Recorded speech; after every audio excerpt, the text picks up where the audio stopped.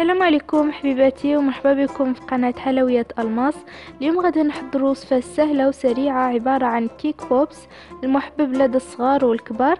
مكوناته متوفرة في أي بيت وبسيطة تقدموه لولادكم في أعياد الميلاد.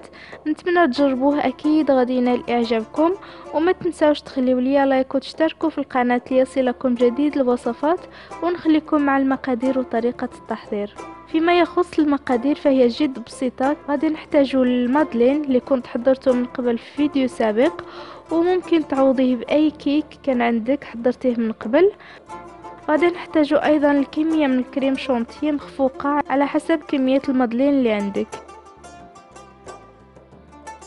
بسم الله. ناخد اولا المادلين نفتتو ما بين يديا بهذه الطريقة. غادي نفتتو مزيان حتى كنحصل على فتات صغار بهذا الشكل هذا.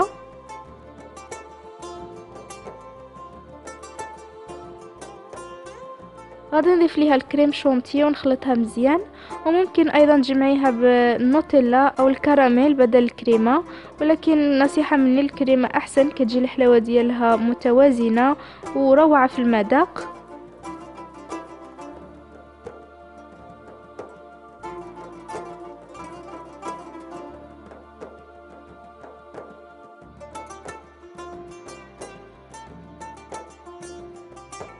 بعد ما خلطتها مع الكريمه كما كتشوفوا، غادي ندير منها كويرات متوسطه الحجم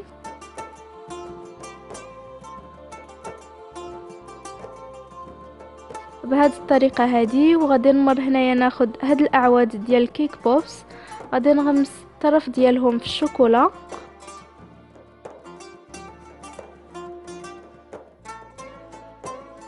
وغادي نمر هنايا غادي ناخذ هاد الاعواد ديال الكيك بوبس، غادي نغمس الطرف ديالهم الشوكولا وندخلهم في الكويرات بهذه الطريقه اللي كتشوفوا. غادي ندخلهم للمجمد واحد 5 دقائق.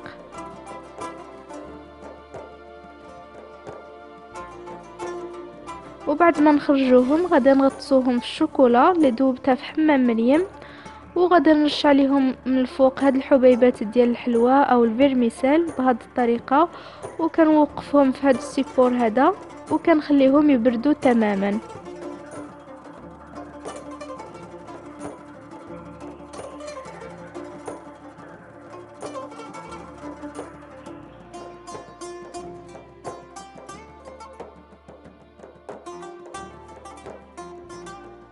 وهذا هو الشكل ديال الكيك بوبس ديالنا، كيجيو روعه شكلا ومذاقا.